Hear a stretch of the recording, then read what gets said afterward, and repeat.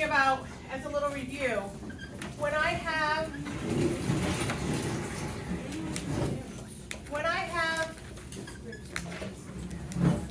imaginary numbers and we're in the form of complex numbers, we're always going to have two versions of them. They're called complex conjugates. So if -3 plus 2i is an answer to one of my, when I'm solving, then -3 minus 2i is also going to be. So when we have complex numbers, we can also do the operations that you learned back in elementary school. We can add them, we can subtract them, we can multiply them, and we can divide them. Okay, so right now I'm going to kind of introduce all four aspects to you. I don't know whether I talked to you about, oftentimes when they're referring to complex numbers, they use the letter Z. Did I go that far yesterday with you? No. So I'm going to tell you I have two different complex numbers. One is this guy here. I'm going to call it 2 plus 3i. In that complex number, we recognize that there are two components in it. The first component is the reals. 2 is a real number. 3i is my imaginary, anything that's attached to that.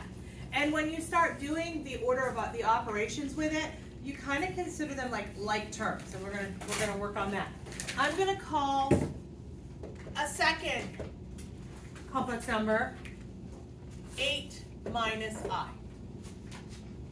So we're going to learn how to do all the operations of it. We're going to learn how to add them, subtract them, multiply them, and then divide them.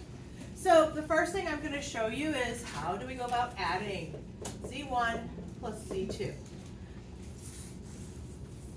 When you're going to add Z1 plus Z2, it is just like you learned in Algebra 1 where you did like terms. You add your reals and your reals, and you add your imaginaries with your imaginaries. So I'll kind of show the work. Eventually, we're not going to show the work as well. Just kind of see what's happening.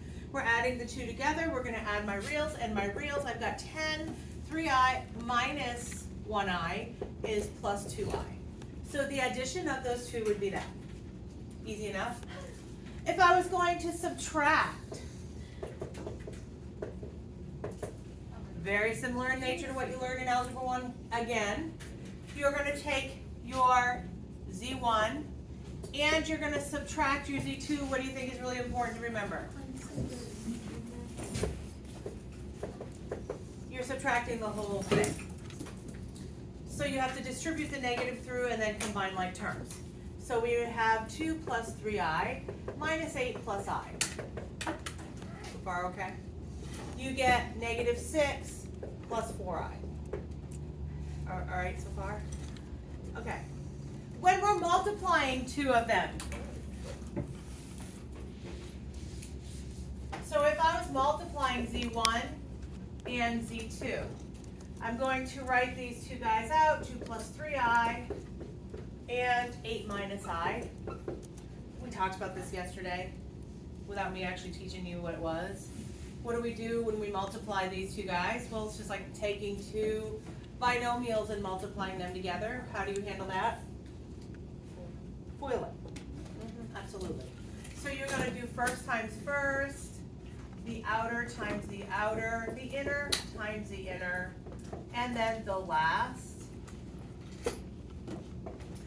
times the last. We combine like terms, but there's one thing we learned yesterday that's quite important. I squared is equivalent to -1. So we're going to rewrite this. Just do it slowly. And so -3 times -1. So we have 16, and then this becomes plus 22i, and then plus 3. And your last result is 19 plus 22i. Are we good? Easy enough? The only thing that's different is the division. The division is not like what we would be accustomed to when we're dividing. So let me kind of show show you how to do this. You have seen this actually, you've seen this technique before. Just not knowing what it really was from. So if I'm dividing, I'm gonna take 2 plus 3i divided by 8 minus I. And the way you divide it is you're going to take the complex conjugate of your denominator. So what is the complex conjugate of my denominator?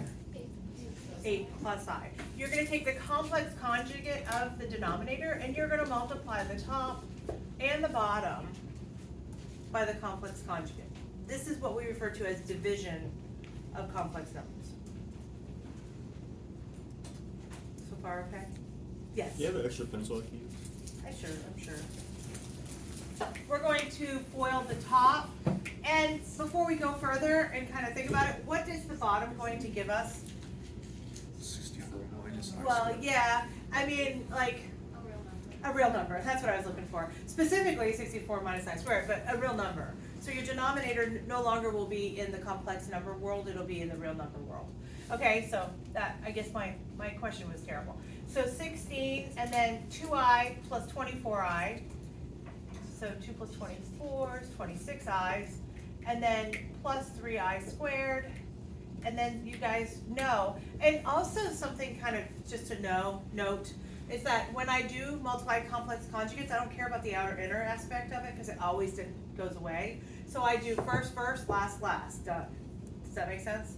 So first times first is 64, last times last is negative I squared. Why does that work? It's because the positive 8i minus 8i, they cancel each other out every time. Okay, so on top I've got 16 minus 3, so that's 13 plus 26i. And then on the bottom I've got 64 plus 1, right? Because I squared is equivalent to negative 1. Are y'all cool? So if I clean this up a little bit, and I'm going to show you exactly how they want you to have your answer written. They want your answer written as not a one big fraction. It wants to have individual, real imaginaries.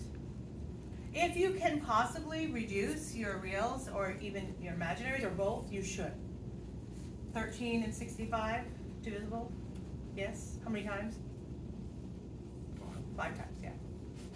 So 1/5 plus 26 and 65 divisible? Yes.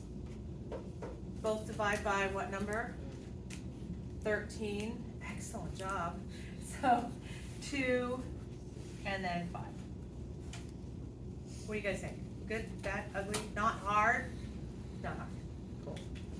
Any questions about addition, subtraction, multiplication, or division of complex numbers? Have you done it before? No? Yeah? Yes. Some people have, some people haven't. Yesterday you were really comfortable with me talking about complex conjugates. I'm going to give you the symbolism that they use for it. Up until now I've just thrown up like 2 plus 3i and 2 minus 3i. But oftentimes they're going to label one as z, and I'll do the 2 plus 3i. Okay? The way that I actually write down without telling you I'm giving you the complex conjugate is this symbol right here. It's a star. It's an asterisk. It's a star. I really don't know what you want to call it. I put stars because I can't draw the asterisks. Okay. So if a question says find z times z star, you know that you're working with a number in its conjugate. Oftentimes they'll give you z and then say multiply by z star. You have to come up with z star and then multiply. It's really not terribly difficult. And we know when we multiply the complex number by its conjugate, we know we only have to worry about the first two numbers, right? And then the last two numbers. So this would be 9i squared. So you kind of can, I think you can say, I think it makes sense that you always know that you're going to be adding the 2 in the middle. If that makes sense, these two guys here. So your answer would be 13. Cool or not? Yes, you may. I think you have to go to the second floor. Okay. Sounds good? Yeah. Okay. So now, let's talk about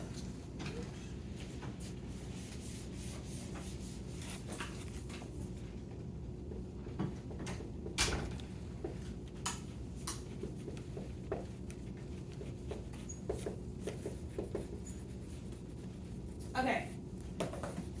We're going to solve for x and y. Okay, so I started off with, I think it's probably one of the easier ones. However, visually it makes sense if I write it a different way for a second. So if I'm looking at this, it's set to 0, right? How many reals do I have on that right-hand side? On this right-hand side, how many reals are here? What is it? 0, right? So you have 0 reals, and how many imaginaries? Also 0. So if I was thinking about this, this is actually 0 plus 0i. Okay, does that make sense? If I'm thinking, does it make sense that the left-hand side is definitely looking at a complex number? And why is that? Because there's my stuff here and there's an imaginary attached. So I have reals plus imaginary, right? So if I'm trying to solve for x and y, literally I look at the reals and I'm going to set it equal to the reals. I'm going to take the imaginaries and I'm going to set it equal to the imaginaries. Okay, so I have 2x plus y equals my real. Poor Daniel. Is my voice really soft today? No, I'm really tired. Oh, it's not my melodic voice. It sounds like a cherub angel. No, I guess not. After I hear it every day when I upload it to make sure it's actually the right, oh God, I don't know how you listen to that for that long. So what I'm going to do is I'm going to take my real stuff and set it equal to 0, and my imaginary stuff and set it equal to 0. How would this differ if I had, for example, this junk equal to the number 2? How would this change? What would I have here? Equal to 2, and what would I have here? Still 0, because there's no i's, right? So if I said, look, it's equal to 2, it's 0i. If I said, oh, okay, this stuff is equal to 3i, then what would I do to change this little topic? I would have the real set to what?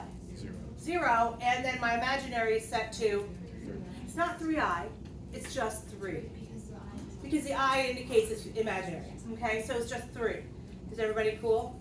Okay, but this one is just the basic. So let's go ahead and solve for y, solve for x plus y. I say the easiest way to start is to solve for y. Once I know y, I can plug it in here and solve for x. Make sense? Yeah? So y is going to be 5. Okay, what's this guy going to be here? If I use the 5 that I just found, negative 5 halves. What do you think? Those are easy points. Easy points, easy points. Okay. Good, yes, no, maybe so? Okay, let's see how much fun we can have with this.